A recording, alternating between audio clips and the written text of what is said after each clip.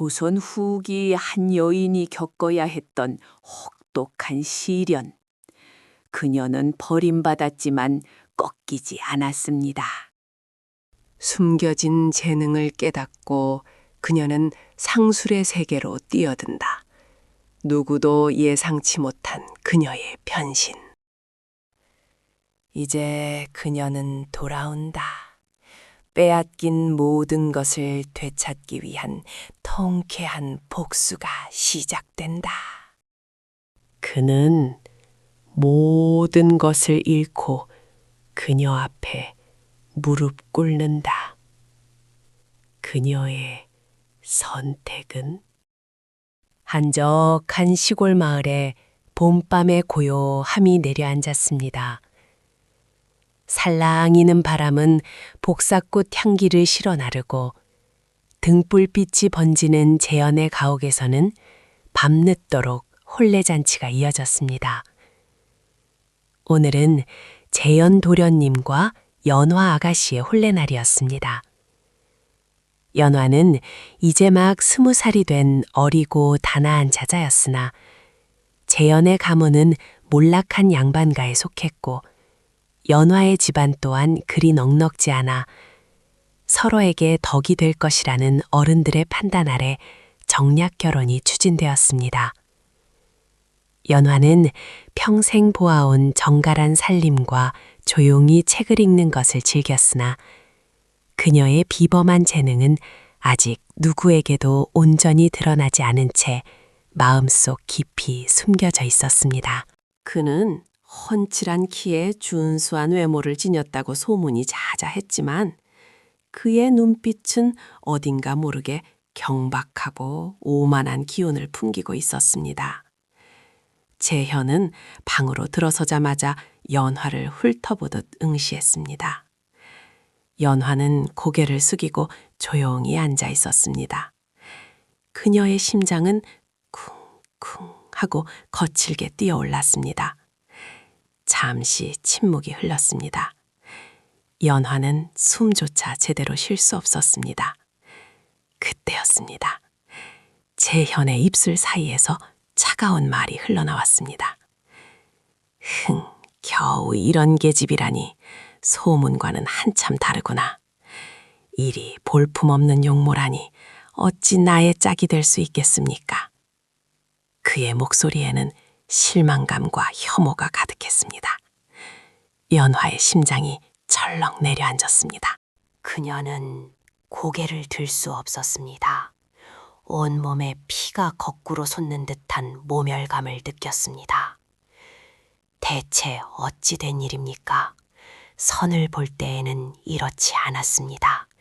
이리 평범하고 고루한 모습이라니. 재현은 말을 이어갔습니다. 그의 얼굴에는 경멸의 기색이 역력했습니다. 내 어찌 이리 볼품없는 여인과 첫날 밤을 보내겠습니까? 어찌 나의 안방마님이 될 수 있단 말입니까? 그는 성큼성큼 다가와 연화의 어깨를 밀쳤습니다. 연화는 중심을 잃고 비틀거렸습니다. 초롱불이 흔들리며 그림자를 길게 늘어뜨렸습니다. 그녀의 눈가에 뜨거운 것이 고였습니다. 재현은 더 이상 연화를 보려 하지 않았습니다. 그녀의 마음속에는 비참함과 함께 훗날 이 모든 굴욕을 되갚아 주리라는 아주 작고 여린 복수의 씨앗이 뿌려지는 듯했습니다. 그러나 지금은 그저 막막한 절망감만이 그녀를 집어삼키는 듯했습니다. 얼마 후 방문이 조심스럽게 열렸습니다. 박씨 부인이었습니다. 아들의 소란에 잠에서 깬 듯 그녀의 얼굴에는 걱정스러운 기색이 역력했습니다. 박씨 부인은 신방 문턱에 앉아있는 연화를 보고 한숨을 내쉬었습니다. 연화야, 괜찮으냐? 어미가 미안하구나. 박씨 부인은 말없이 연화에게 다가와 젖은 그녀의 볼을 어루만져 주었습니다. 따뜻하고 부드러운 손길이었습니다. 연화는 고개를 들 수 없었습니다. 아가, 부끄러워 말고 고개를 들어보렴. 이 모든 것이 네 탓이 아니지 않으냐. 박씨 부인은 연화를 조심스럽게 안아주었습니다. 품 안에서 연화는 어린아이처럼 서럽게 울었습니다. 박씨 부인은 아무 말 없이 연화의 등을 토닥였습니다. 그녀의 품은 따뜻하고 안정적이었습니다. 이 어미가 널 보살필 테니 너무 상심하지 말거라. 겉모습보다 더 소중한 것이 너에게 있음을 언젠가 그 아이도 깨닫게 될 것입니다. 박씨 부인의 목소리는 잔잔한 위로와 함께 깊은 현명함을 담고 있었습니다. 그녀는 연화의 손을 잡고 조용히 속삭였습니다. 이 집안의 안주인은 이제 너입니다. 네 자리가 흔들리지 않도록 어미가 도와주겠습니다. 박씨 부인의 따뜻한 마음과 지혜로운 말씀은 연하에게 큰 위안이 되었습니다. 연하는 박씨 부인의 품에 안겨 잠시나마 이 비참한 현실을 잊을 수 있었습니다. 그날 밤부터 재연의 방탕한 생활은 시작되었습니다. 그는 날마다 주막에서 술과 계집을 탐했으며 노름판을 전전하며 가산을 탕진하기 시작했습니다. 선대의 재산을 물려받아 그럭저럭 유지되던 재연의 집안은 그의 무책임한 행동으로 인해 시들어가기 시작했습니다.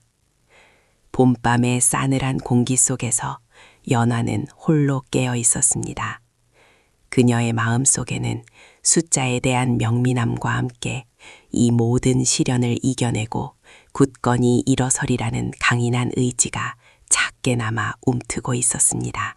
박씨 부인의 따뜻한 손길은 그녀에게 잠시 기댈 언덕이 되어 주었지만 이 모든 상황을 홀로 감내해야 할 연화의 고독은 더욱 깊어지는 듯 했습니다. 그녀는 가슴 깊이 새겨진 모멸감과 함께 앞으로 펼쳐질 험난한 길을 홀로 헤쳐나가야 함을 직감했습니다. 결혼 후 2년이 흐른 가을이었습니다. 재현의 가옥은 2해 전에 화려했던 혼례를 잊은 듯 황량한 기운을 드리우고 있었습니다. 붉었던 복사꽃은 이미 지고 앙상한 가지만 바람에 흔들렸습니다. 연화는 이 가옥의 안주인이었으나 그녀의 삶은 삭막한 황무지와 같았습니다. 그는 날마다 주색잡기에 빠져들었고 이따금 집에 돌아올 때면 술에 취해 난동을 부리거나 아니면 돈을 요구하며 박씨 부인과 연하를 괴롭혔습니다. 선대로부터 물려받은 재산은 그의 손에서 덧없이 사라지고 있었습니다. 그 와중에 재현은 과거 시험에도 낙방하며 마지막 남은 희망마저 스스로 저버렸습니다. 그의 오만함과 무책임함은 끝을 모르고 치달았습니다. 하지만 연화는 좌절하지 않았습니다. 그녀는 굳건한 인내심으로 무너져가는 집안을 지키려 애썼습니다. 이른 새벽부터 일어나 끼니를 챙기고 텃밭을 일구어 부족한 살림에 보탰습니다. 솜씨 좋은 바느질로 옷을 지어 팔고 약초를 캐어 시장에 내다 팔아 근근히 가세를 유지했습니다. 연화의 지극한 정성 덕분에 박씨 부인은 병약한 몸으로도 평안을 찾았으며 두 사람의 관계는 친어머니와 딸보다도 더 돈독해졌습니다. 박씨 부인은 연화의 손을 잡고 눈물을 글썽일 때가 많았습니다. 아가, 이 어미가 너에게 짐이 되는구나. 이 못난 아들이 너를 고생시키는 것을 보니 마음이 찢어지는 듯합니다. 박씨 부인의 따뜻한 위로에 연화는 비로소 고단한 마음을 잠시 내려놓을 수 있었습니다. 그녀는 시어머니의 마른 손을 감싸지며 작게 미소 지었습니다. 어머님, 황송한 말씀이십니다. 어머님은 제게 둘도 없는 의지처이십니다. 어느 날 식료품이 거의 바닥나자 박씨 부인은 연화에게 쌈짓돈을 쥐어주며 마을어기 김영감의 상점에 다녀오라 일렀습니다. 김영감은 이 마을에서 가장 정직한 상인이니 그에게 가서 곡식과 기름을 구해오너라. 날이 저물기 전에 다녀와야 할 것입니다. 연화는 조용히 고개를 끄덕이며 쌈짓돈을 받아들고 상점을 향했습니다. 마을어기에 자리한 김영감의 상점은 작으지만 했지만 온갖 물건으로 가득했습니다. 연화가 상점 문을 열고 들어서자 오래된 나무향과 함께 알 수 없는 약재 냄새가 뒤섞여 코끝을 스쳤습니다. 백발의 김영감이 돋보기를 코에 걸치고 복잡한 장부를 들여다보고 있었습니다. 그의 얼굴에는 잔뜩 미간을 찌푸린 채 깊은 시름이 가득했습니다. 어서 오시오, 아씨. 무엇을 찾으십니까? 김영감은 연화를 알아보고는 반갑게 인사를 건넸습니다. 연화는 박씨 부인이 일러준 대로 필요한 물건들을 말했습니다. 김영감은 능숙하게 물건을 찾아주었으나 그의 시선은 자꾸만 눈앞의 장부로 향했습니다. 쌓여가는 물건들 사이로 흙먼지가 쌓인 장부들이 어지럽게 널려 있었습니다. 연화는 물건을 기다리던 중 김영감의 장부가 예전부터 뒤죽박죽이라는 소문이 떠올랐습니다. 그의 상술이 부족하여 늘 손해를 본다는 이야기를 들었던 터였습니다.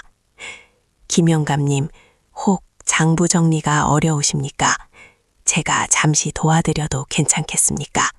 연화의 말에 김영감은 깜짝 놀라 고개를 들었습니다.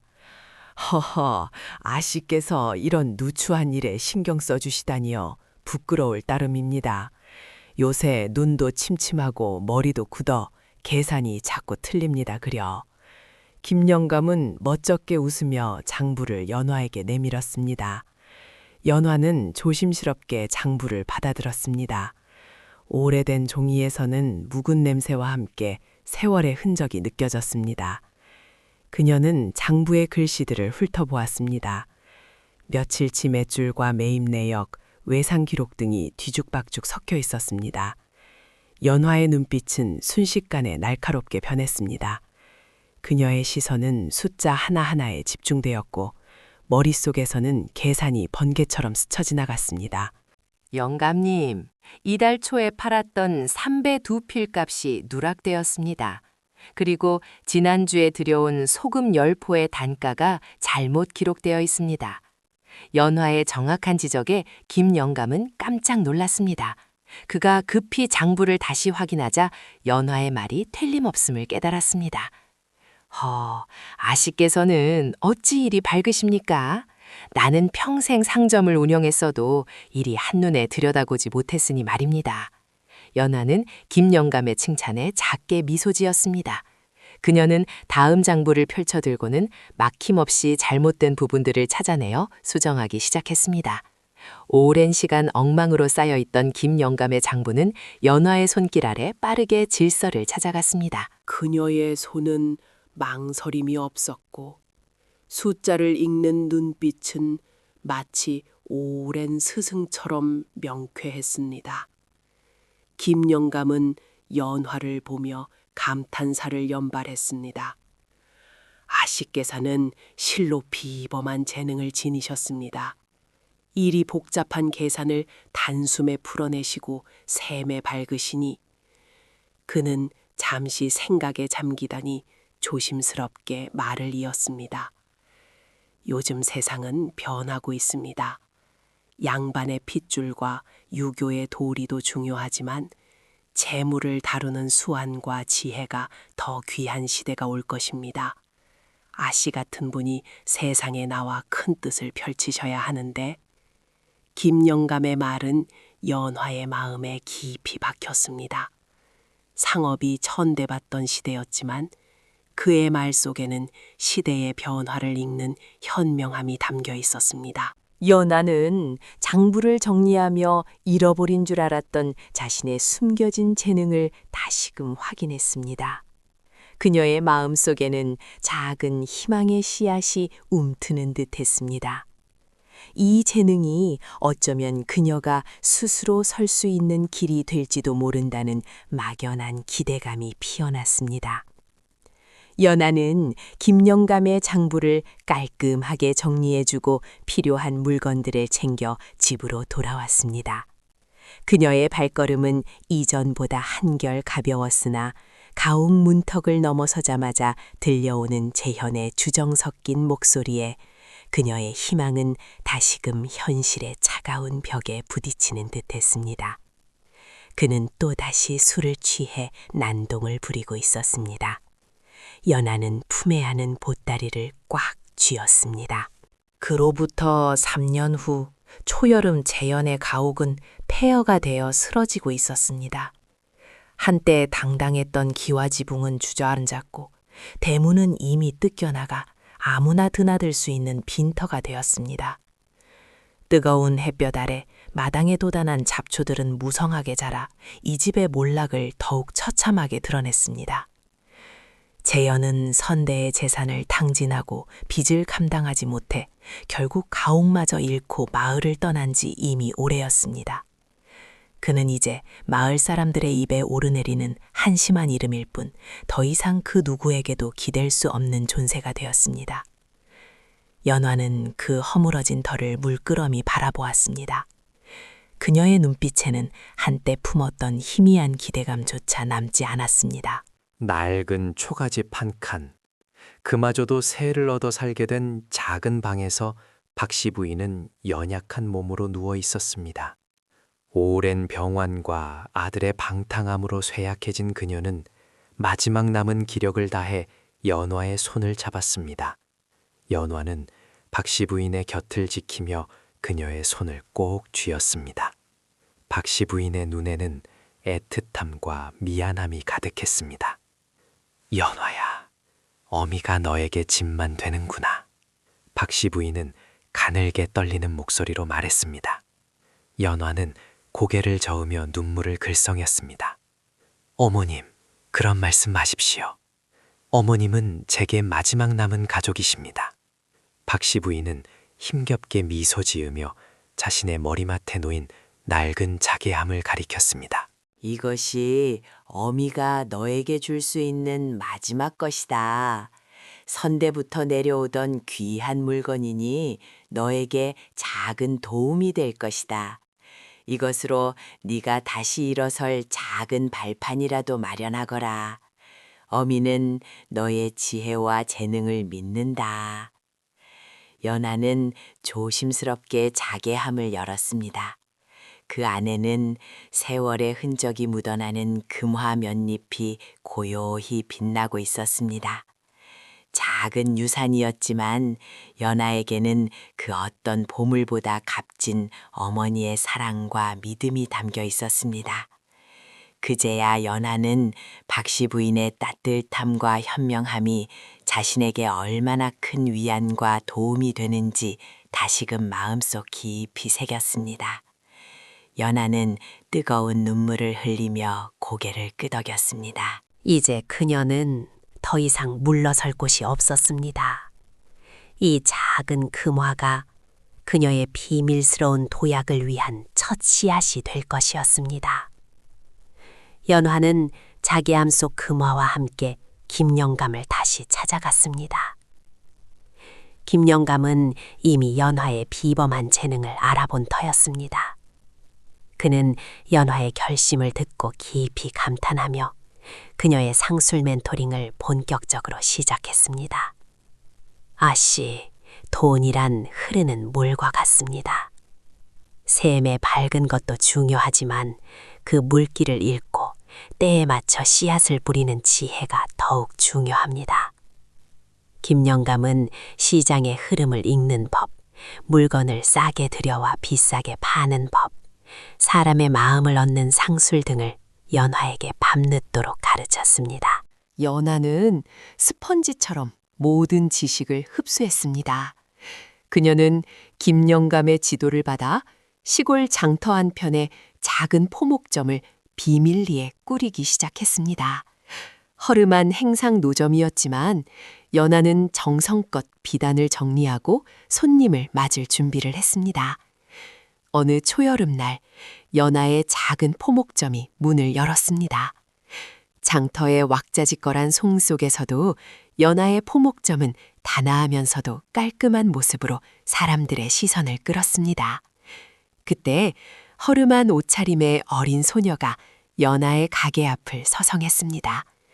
검게 그을린 얼굴과 야윈 몸이었지만 눈빛은 초롱초롱했습니다.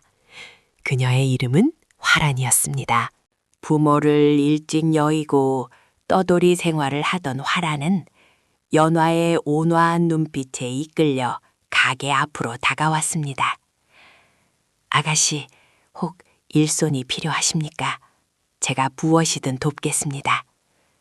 화란의 간절한 목소리에 연화는 물끄러미 그녀를 바라보았습니다. 연화는 화란의 눈에서 자신과 같은 강인한 생명력을 보았습니다. 내 이름은 무엇이냐? 그래, 너라면 괜찮을 것 같구나. 이 작은 가게를 함께 꾸려갈 동무가 되어주겠느냐? 그렇게 화란은 연화의 첫 충직한 시종이 되었습니다. 화란은 연화의 지시에 따라 능숙하게 비단을 펼치고 손님을 응대했습니다. 곧이어 한 부인이 연화의 가게를 찾아와 연화가 직접 선별한 고운 비단 두루마리를 구매했습니다. 연화의 첫 비단이 팔리는 순간이었습니다. 그 작고 소박한 거래는 연화에게 새로운 삶의 시작을 알리는 벅찬 희망을 안겨주었습니다. 연화는 화란과 함께 포목점을 정리하며 비록 작은 시작이지만 이 상단을 크게 키워나갈 결심을 다졌습니다. 7년의 세월이 흐른 가을, 개성은 오가는 이들로 활기 넘쳤습니다. 조선 팔도에서 모여든 갖가지 물산이 넘실거렸고 갓 지은 가옥들은 하늘을 찌를 듯 솟아 있었습니다. 번화한 저작거리 한가운데 연화 상단의 본점이 위풍당당하게 자리 잡고 있었습니다. 거대한 기와지붕 아래 수십 칸의 상점들이 늘어서 있었고 드나드는 상인과 객주들의 발길이 끊이지 않았습니다. 그 위세는 여느 대갓집 못지 않았고 사람들은 연화 상단의 안주인을 개성의 여왕이라 칭송했습니다. 그것은 그의 마지막 자존심이었습니다. 이제 그는 누더기 옷을 걸친 채 온몸에 지저분한 흙을 묻히고 개성 저작거리를 헤매는 초라한 신세였습니다. 오만했던 눈빛은 수치심과 공포로 물들었고 살기 위해 구걸하는 그의 목소리에서는 한때 양반가의 도련님이었던 흔적을 찾아볼 수 없었습니다. 그는 허기진 배를 부여잡고 거대한 연화 상단을 올려다보았습니다. 저토록 웅장하고 번듯한 상단이라니 과연 누가 저곳을 이끌고 있단 말입니까? 충격에 입이 벌어졌습니다. 그때 상단 안쪽에서 웅성거리는 소리가 들려왔습니다. 곧이어 수많은 상단 사람들에게 둘러싸인 한 여인이 당당한 걸음으로 걸어 나왔습니다. 그녀는 고급 티단으로 지은 치마와 저고리를 입고 있었고 머리에는 화려한 비녀가 꽂혀 있었습니다. 그녀의 얼굴은 7년 전의 모습과는 확연히 달랐습니다. 뼈를 깎는 듯한 세월과 고난이 그녀를 단련하여 더욱 깊고 위험 있는 아름다움을 선사했습니다. 강인한 의지가 깃든 눈매는 좌중을 압도했고 단정하게 담은 입술은 흔들림 없는 결의를 보여주었습니다. 이것이 바로 개성 연화 상단의 안주인 연화였습니다. 안주마님 납시오. 화란이 우렁찬 목소리로 앞장서며 길을 열었습니다. 화란 또한 어엿한 성인이 되어 연하의 곁을 그림자처럼 지키고 있었습니다. 연하는 상단을 나서며 자신을 따르는 상인들과 객주들에게 나지막하지만 단호한 목소리로 지시를 내렸습니다. 오늘 들어온 명주들은 품질을 다시 점검하고 남쪽에서 올라올 새 비단 물량은 김영감님과 의논하여 미리 확보하십시오. 늦추지 마세요. 재현은 연하의 모습을 보았지만 그녀가 자신의 아내였던 연하라는 것을 도저히 알아볼 수 없었습니다. 그는 그저 압도적인 위용을 뿜어내는 개성의 여왕을 멍하니 바라볼 뿐이었습니다. 그러나 연하의 시선은 한순간 초라한 행색으로 길바닥에 쓰러져 있던 재현에게 닿았습니다. 그녀의 눈빛에는 찰나의 놀라움이 스쳤지만 이내 냉철한 이성으로 감정을 억눌렀습니다. 7년 전 자신을 경멸하며 버렸던 남편, 모든 것을 잃고 바닥에 주저앉은 그의 모습은 그녀의 심장을 찢어놓았던 지난 세월의 아픔을 상기시켰습니다. 재현은 자신을 스쳐 지나가는 여인의 시선에서 묘한 섬뜩함을 느꼈습니다.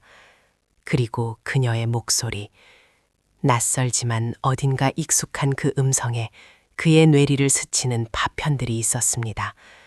그는 황급히 고개를 들어 여인을 다시 바라보았습니다. 변모한 얼굴, 그러나 그녀의 눈매 어딘가 모를 단단한 턱선이 잊고 싶었던 과거의 한 여인을 떠올리게 했습니다. 설마 연화. 재현의 입술에서 겨우 흘러나온 그 이름은 처절한 경악 그 자체였습니다.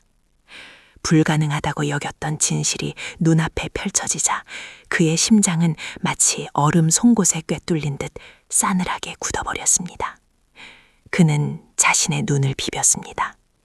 그러나 여전히 그의 눈앞에는 화려한 비단을 두르고 위험 있는 자태로 서 있는 연화가 있었습니다.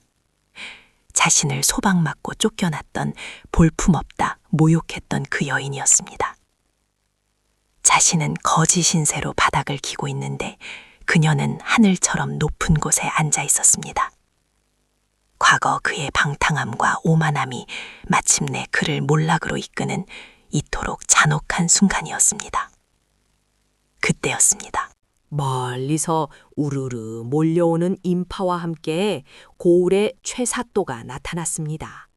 그의 얼굴에는 탐욕스러운 미소가 걸려 있었습니다. 최사또는 연화상단의 문 앞에 멈춰서서 거만한 표정으로 연화를 바라보았습니다. 연화상단의 안주인이 이 여인이시여? 소문으로 익히 들었어. 허나 상단의 위세가 너무 커지면 관아에 폐를 끼칠 수도 있는 법. 내 그대에게 몇 가지 물을 것이 있으니 관아로 잠시 함께 가야겠소. 최사또는 연화의 상단을 향해 처음으로 압력을 행사하려 하고 있었습니다. 그의 눈빛은 번들거렸고 그 속에 숨겨진 탐욕스러운 그림자가 연화의 상단을 위협할 것임을 암시했습니다. 연화는 최사또를 똑바로 응시했습니다. 그녀의 눈빛에는 두려움 대신 차가운 분노와 강렬한 결의가 빛나고 있었습니다. 그녀는 고개를 숙이지 않았습니다. 수많은 상단 사람들과 길가의 백성들이 숨죽이며 이 상황을 지켜보고 있었습니다. 상업이 발달하며 신분보다 재력과 수완이 중요해지는 과도기적 시대, 새로운 권력과 낡은 권력이 정면으로 부딪히는 순간이었습니다. 재현은 그 모든 광경을 지켜보며 두려움에 몸을 떨었습니다. 자신이 버렸던 여인이 이토록 대단한 거상이 되어 자신을 쳐다보고 고을의 사또마저 감히 넘보지 못하는 위엄을 갖추고 있었습니다. 그는 패닉에 빠져 자리를 피하고 싶었지만 그의 다리는 이미 굳어버린 듯 움직이지 않았습니다. 그는 연화의 눈빛에서 옛 연약한 아내의 흔적을 찾을 수 없었습니다. 오직 차갑게 빛나는 칼날 같은 냉혹함만이 느껴질 뿐이었습니다. 재현은 연하의 서늘한 시선과 위압적인 존재감에 짓눌려 숨조차 제대로 쉴 수 없었습니다. 그가 패닉 속에서 자신을 경멸하던 과거의 오만함과 현재의 비참함을 오가며 혼란스러워하는 동안 최사또의 목소리가 정적을 깼습니다. 관아에 동행하여 장부를 점검해야 하겠소. 상단의 재물이 너무 불어 백성들의 고혈을 짜내는 것이 아닌지 그 저간의 사정을 소상히 밝혀야 할 것이오. 최사또는 뻔뻔하게 연화상단의 재정 투명성을 빌미로 압력을 가했습니다. 그의 눈은 연하의 화려한 옷차림과 상단 곳곳을 훑으며 탐욕을 노골적으로 드러냈습니다. 재현은 그 광경을 보며 연하가 겪을 어려움에 일말의 동정을 느꼈지만 이내 자신의 초라한 처지에 대한 수치심이 그 모든 감정을 집어삼켰습니다. 그 순간 재현의 무릎이 힘없이 꺾였습니다. 그는 바닥에 주저앉아 차마 고개를 들지 못한 채 간신히 입을 열었습니다. 연화, 나를 용서해 주십시오. 제가 죽을 죄를 지었습니다. 그의 목소리는 허기지고 메마른 땅처럼 갈라져 나왔습니다. 7년 전 신방에서 연하를 향해 던졌던 모욕적인 말들이 마치 메아리처럼 그의 귀에 울려 퍼지는 듯했습니다. 그는 지금 자신이 그렇게 경멸했던 여인에게 목숨을 구걸하는 꼴이었습니다. 그 모든 오만함이 부메랑처럼 돌아와 그를 지식여 놓았습니다. 연하의 시선이 바닥에 엎드린 재현에게로 향했습니다. 그녀의 얼굴에는 어떤 동요도 없이 차가운 냉기가 감돌았습니다. 용서라. 도련님께서는 이리도 쉽게 용서를 구하시는군요. 7년 전 제가 도련님의 발 아래 엎드려 울며 애원할 때 도련님께서는 제게 어떤 용서를 베푸셨습니까? 볼품없고 어리석은 계집이라며 저를 짓밟고 버리셨을 때 그때의 고통은 어디로 가고 이제와 용서를 찾으십니까? 그녀의 목소리는 칼날처럼 날카로웠습니다. 그 안에는 7년간 쌓아온 고통과 분노, 그리고 지독한 후회가 응축되어 있었습니다. 재현은 차마 연화의 얼굴을 마주할 수 없었습니다. 그의 심장은 두려움과 절망으로 찢어지는 듯했습니다. 그때 최사또가 다시 나섰습니다. 그는 재현의 처지에는 눈길도 주지 않고 오직 연화상단의 재물에만 관심이 있었습니다. 연화상단의 안주인, 내 지금 당장 상단을 봉인하고 모든 장부를 압수할 것이오. 이는 관하의 정당한 권한이오. 최사또는 손짓으로 관졸들을 불러 세웠습니다. 그들은 몽둥이를 들고 연화상단으로 향하려 했습니다. 상단의 모든 사람들이 긴장으로 얼어붙었습니다. 연화는 한치의 흔들림도 없이 최사또를 똑바로 응시했습니다. 사또 나리, 감히 저의 상단을 봉인하려 하십니까? 상단을 봉인하려면 합당한 죄목과 증거가 있어야 합니다. 저희 상단은 단 한 번도 부당한 상거래를 행한 적이 없습니다. 모든 장부는 법도에 따라 투명하게 기록되었고 세금 또한 한 푼도 빼놓지 않고 성실히 납부했습니다. 관아의 권한이 크다 한들 이유 없는 압수수색은 명백한 월권행이며 이는 곧 조정의 법도를 어기는 일입니다. 사또 나리께서 이 일에 함부로 관권을 휘두르신다면 제가 직접 한양으로 상소를 올릴 수밖에 없음을 아십시오.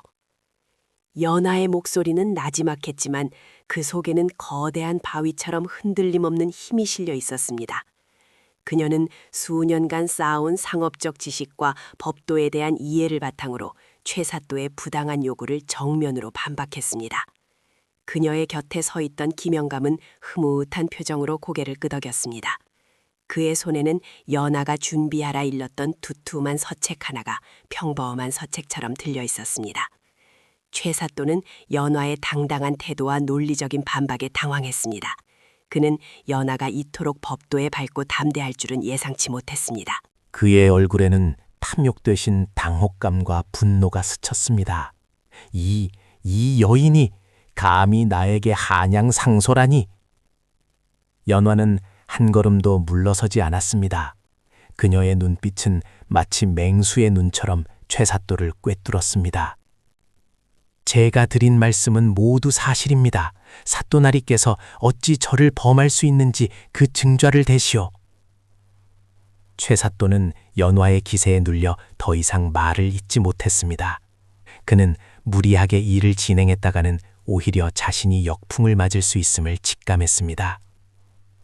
수많은 백성과 상인들이 이 모든 광경을 지켜보고 있었습니다. 최사또는 분을 사기지 못하고 이를 갈며 관졸들에게 물러나라는 손짓을 했습니다. 그는 연화를 향해 도끼 어린 눈길을 던지고는 허둥지둥 관하로 돌아갔습니다. 연화는 최사또의 뒷모습을 냉정하게 바라보았습니다. 이 모든 상황을 지켜보던 재연은 절망에 빠졌습니다.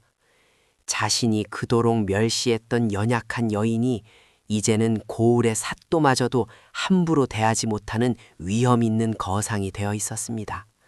그녀의 냉철한 지혜와 강인함은 마치 다른 세상의 존재 같았습니다. 자신은 한 줌의 먼지처럼 초라하고 비루했습니다. 용서를 빌었으나 돌아온 것은 차가운 꾸짖음 뿐이었습니다.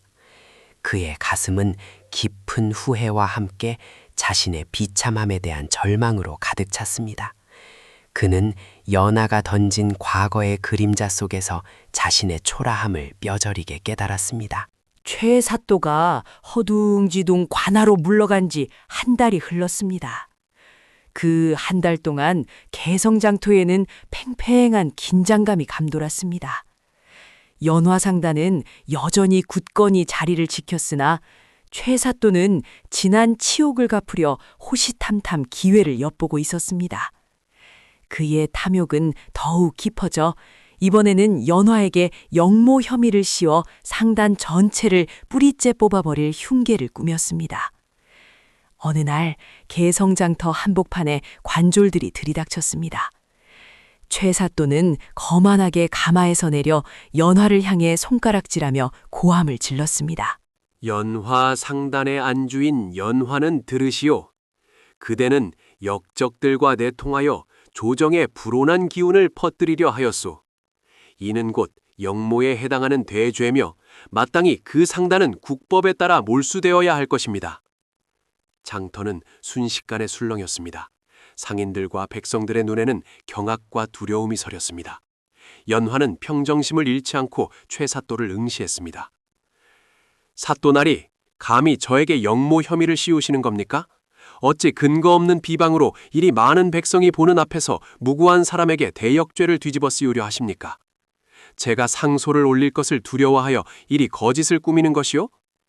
연화의 단호한 목소리가 장터에 울려 퍼졌습니다. 화라는 연화의 곁에 바싹 붙어섰고 김영감은 침착하게 관아의 재판장을 바라보며 그의 품속에 감춰진 두툼한 서책을 굳게 쥐었습니다.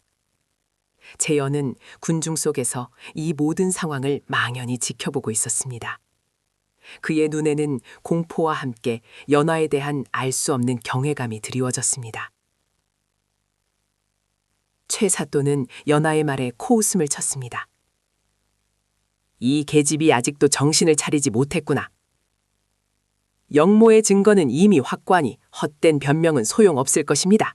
당장 연화와 그 일당들을 잡아들이시오. 관졸들이 연화 상당을 향해 달려들었습니다. 그때였습니다. 김영감이 성큼 앞으로 나섰습니다. 그의 손에는 최사또의 비리 장부가 들려 있었습니다. 겉표지는 평범한 상단 회계장부처럼 보였으나 그 속에는 최사또의 오랜 부정부패가 낱낱이 기록되어 있었습니다.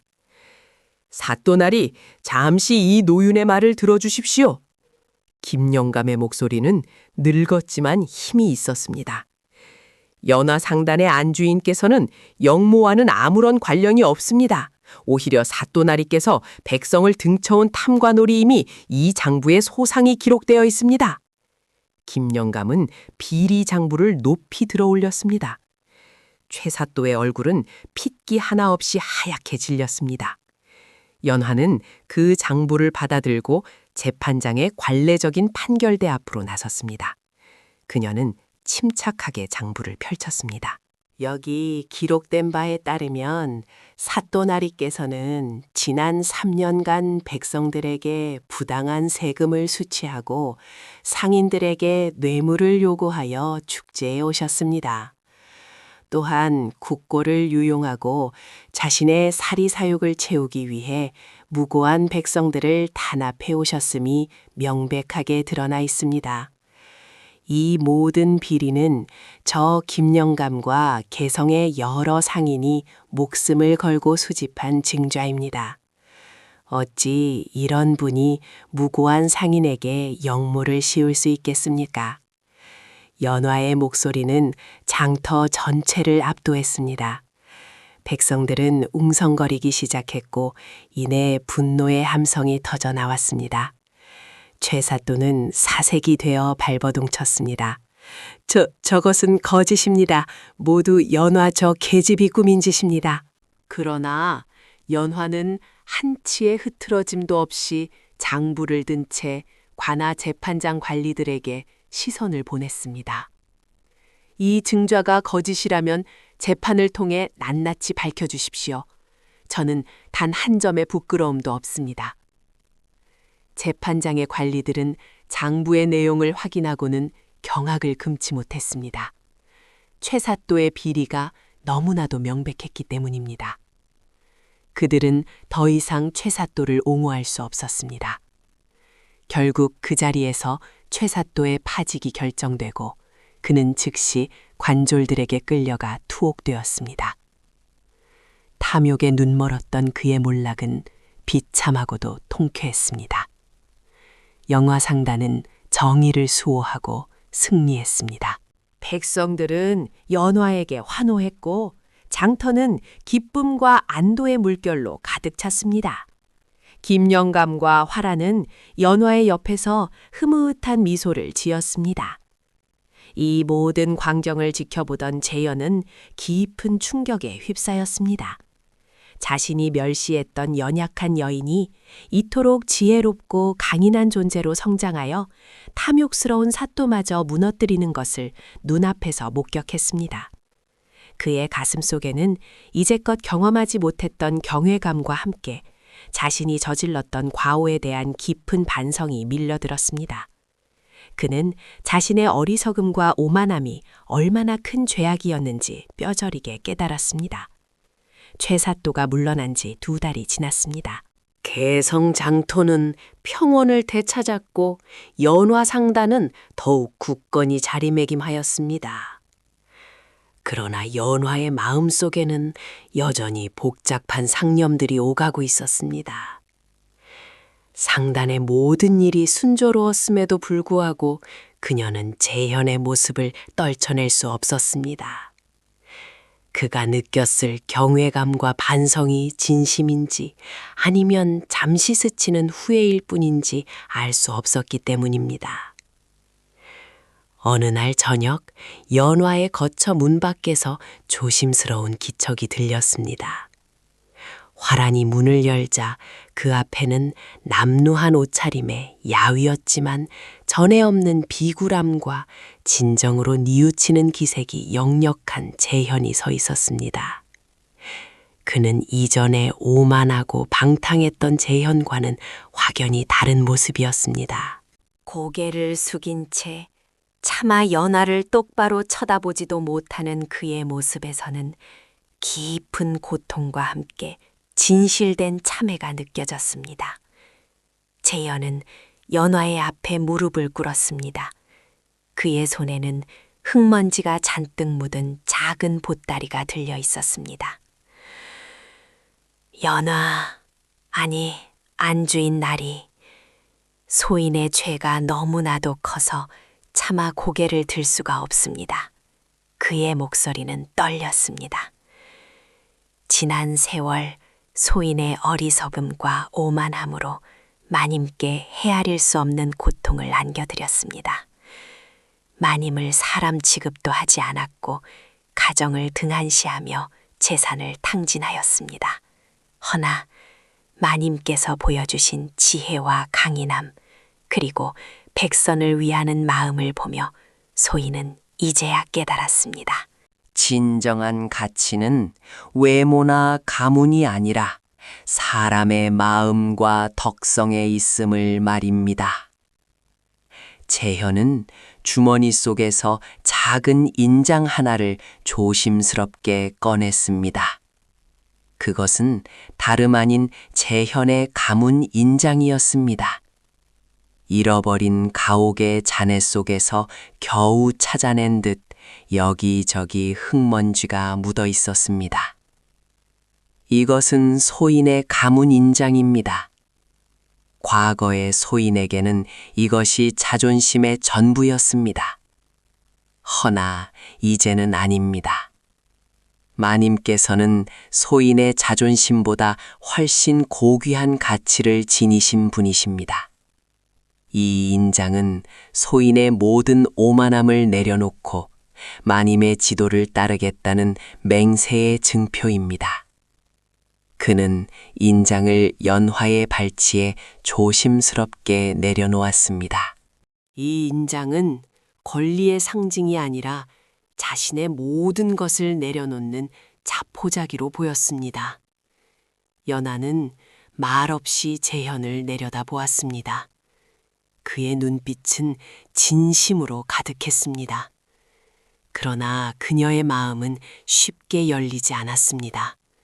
지난날의 상처가 너무나 깊었기 때문입니다.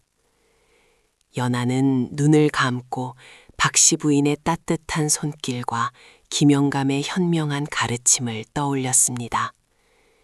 복수심으로 시작했던 길이 어느새 자신을 성찰하고 용서를 고민하는 단계에 이르렀음을 깨달았습니다. 잠시 후 연하는 천천히 입을 열었습니다. 그녀의 목소리는 차분했지만 단호했습니다. 재현나리, 나리의 말씀이 진심임을 믿고 싶습니다. 허나 과거의 상처는 그리 쉽게 아물지 않습니다. 진정한 속죄는 말로만 이루어지는 것이 아니라 행동으로 증명해야 하는 것입니다. 재현은 연화의 말에 고개를 더욱 깊이 숙였습니다. 그저 마님의 곁에서 속죄할 기회만 주십시오. 연화는 재현의 모습을 한참 동안 응시했습니다. 그리고 결심한 듯 말했습니다. 좋습니다. 하면 나리의 진심을 시험해 볼 기회를 드리겠습니다. 내일 아침부터 연화상단 본점 창고에 창고지기를 맡으십시오. 짐을 나르고 먼지를 털고 상인들의 허드렛 일을 도우며 상단의 가장 낮은 자리에서부터 시작하십시오. 한때 양반가의 도련님이었던 나리에게는 고된 일이 될 것입니다. 허나 나리의 지난 죄과에 비하면 아무것도 아닐 것입니다. 나리의 자존심을 모두 버리고 묵묵히 맡은 바를 행할 수 있는지 지켜보겠습니다. 재현은 잠시도 망설이지 않고 고개를 들었습니다. 그의 얼굴에는 결연한 의지가 서려 있었습니다. 만님의 분부를 따르겠습니다. 만님의 시험을 기꺼이 감당하겠습니다. 소인은 만님께서 내리신 이 기회를 결코 허투루 쓰지 않을 것입니다. 그는 연화에게 깊이 고개 숙여 절한 뒤 조용히 연화의 거처를 떠났습니다. 이튿날 아침부터 재현은 연화상단 본점 창고에서 일을 시작했습니다.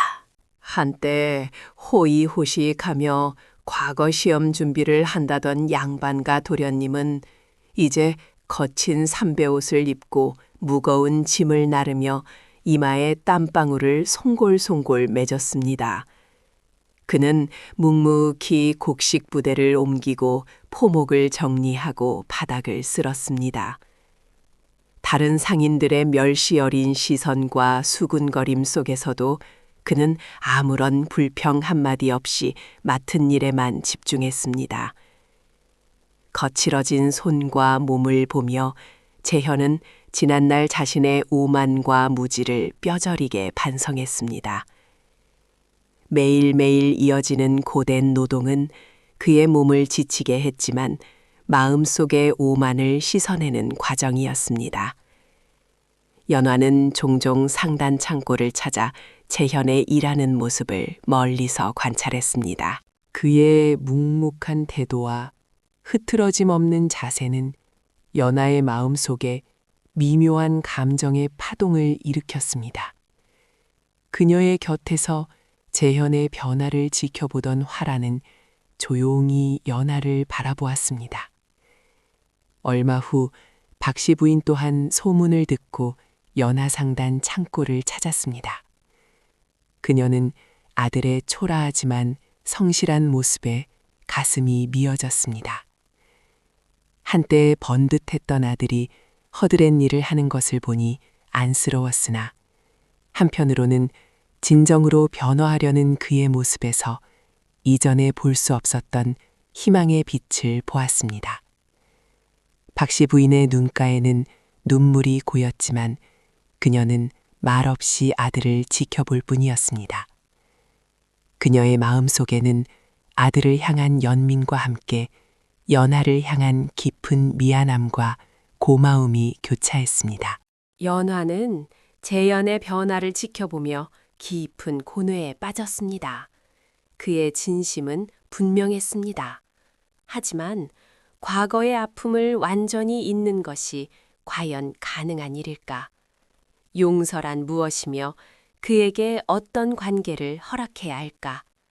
그녀의 마음속에는 복수심 대신 진정한 용서와 새로운 관계에 대한 깊은 성찰이 자리 잡기 시작했습니다. 이것은 단순히 재현의 문제를 넘어 연화 자신을 위한 길이기도 했습니다. 그녀는 여전히 명확한 답을 찾지 못했습니다. 재연나리가 연화상단 창고지기로 일하기 시작한 지 어느덧 꼬박 1년의 세월이 흘렀습니다. 연화상단은 개성 최고의 거상으로 확고히 자리 잡았습니다. 상단의 대청에는 이른 아침부터 활기찬 기운이 감돌았고 연화마님은 여전히 냉철하고 명민한 판단으로 상단을 이끌었습니다. 그녀의 이름 앞에는 이제 단순히 상단의 주인이 아닌 백성을 위하는 거상이라는 칭호가 자연스레 붙었습니다. 그 사이 재현나리는 창고의 가장 낮은 자리에서 묵묵히 자신의 역할을 수행했습니다. 그의 손은 거친 일로 굳은 살이 박였고 얼굴은 햇볕에 그을려 본래의 희고 고왔던 피부는 찾아볼 수 없었습니다. 하지만 그의 눈빛은 1년 전의 오만함이나 비굴함 대신 깊은 평화와 성실함으로 빛나고 있었습니다. 그는 곡식 부대를 나르며 흘린 땀방울이 곧 자신의 지난 날을 씻어내는 속죄의 물줄기임을 깨달았습니다. 상단의 다른 일꾼들은 처음에는 그를 멸시하고 수군거렸으나 시간이 지날수록 묵묵히 제 몫을 다하는 그의 모습에 점차 경외와 존경을 표했습니다. 박씨 부인은 아들의 변화를 가장 가까이에서 지켜보았습니다.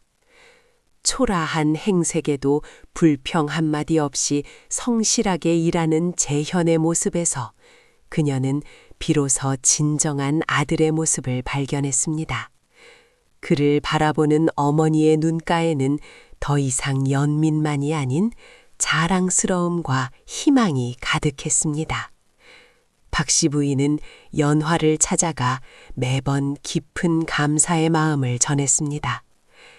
연화야, 네가 내 아들을 살렸구나. 어미가 평생 갚아도 모자랄 은혜를 입었구나. 연화는 박씨 부인의 손을 잡으며 조용히 미소 지었습니다. 1년간 재현의 변화를 지켜보며 그녀의 마음속 고뇌 또한 깊어졌습니다. 그는 더 이상 과거의 오만하고 방탕한 재현이 아니었습니다. 그는 진정으로 거듭났습니다. 연화의 마음속에 남아있던 복수심의 잔재는 사라지고 그 자리에 깊은 이해와 진정한 용서가 피어났습니다. 그것은 그를 위한 용서이기도 했지만 무엇보다 자신을 과거의 굴레에서 해방시키는 길이었습니다. 어느 화창한 오후, 연화는 재현을 대청으로 불렀습니다. 1년 만에 대청에 들어선 재현은 과거와 달리 바닥에 고개 숙여 섰습니다. 그의 모습에서는 허세나 두려움이 아닌 오직 겸허함만이 느껴졌습니다.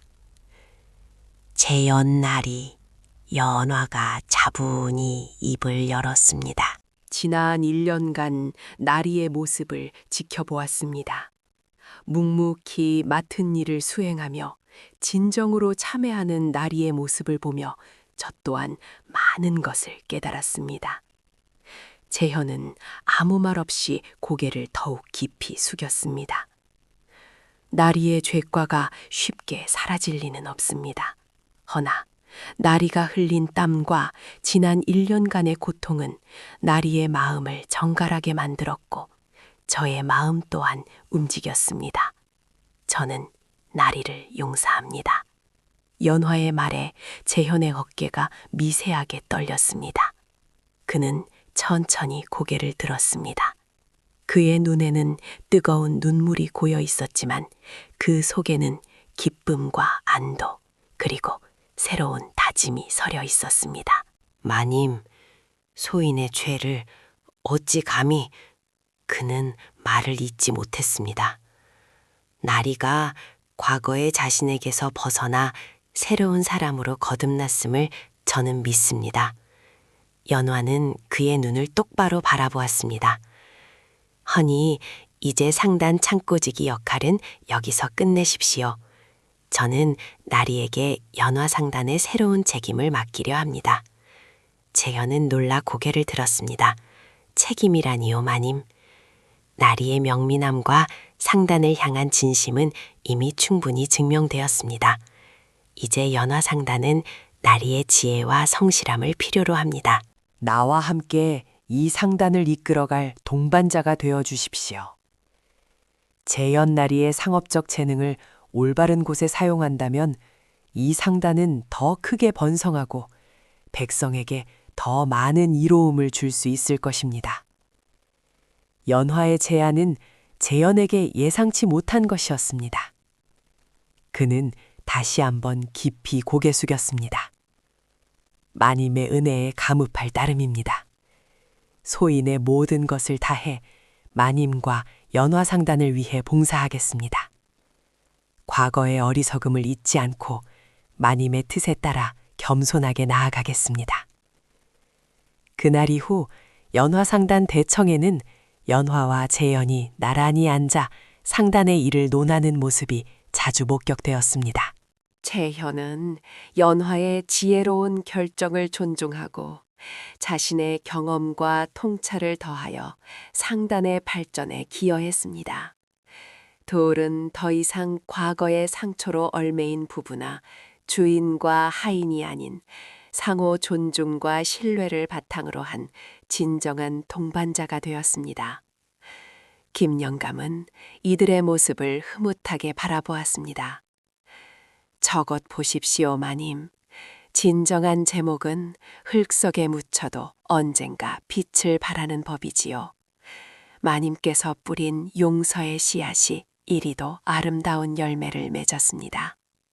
연화는 김영감의 말에 미소 지었습니다. 그녀는 더 이상 복수심으로 가득 찬 여인이 아니었습니다. 그녀는 상단을 통해 백성들의 삶을 이롭게 하고 공경에 처한 이들을 돕는 일에 모든 열정을 쏟았습니다. 연화 상단의 명성은 하늘을 찔렀고 개성거리를 지나는 백성들은 연화가 지나갈 때마다 존경심을 담아 머리 숙여 인사했습니다. 어느 늦가을 상단 대청에 앉은 연화와 재현은 다음 해의 사업 계획을 논하고 있었습니다. 창밖으로는 황금빛으로 물든 들녘이 펼쳐져 있었습니다. 재현은 연화를 바라보며 말했습니다. 마님, 저희 상단이 헐벗은 이들에게 따뜻한 옷감을 나누어 주는 계획은 어떠하십니까? 추운 겨울이 오기 전에 미리 준비해야 할 것입니다. 연화는 고개를 끄덕였습니다. 좋은 생각입니다, 재현나리. 나리의 그 따뜻한 마음이 이 상단의 진정한 재산이 될 것입니다. 우리 상단은 단순히 이익을 쫓는 것이 아니라 이 땅의 백성들과 함께 더 나은 세상을 만들어 나가야 할 것입니다. 재현은 연화의 말에 진심으로 화답했습니다. 그들의 얼굴에는 평화와 희망, 그리고 함께 나아갈 미래에 대한 굳건한 신뢰가 깃들어 있었습니다. 연화는 더 이상 과거의 상처에 갇히지 않았습니다. 그녀는 진정한 자아를 찾았고 상호 존중과 깊은 신뢰를 기반으로 한 사랑을 완성했습니다.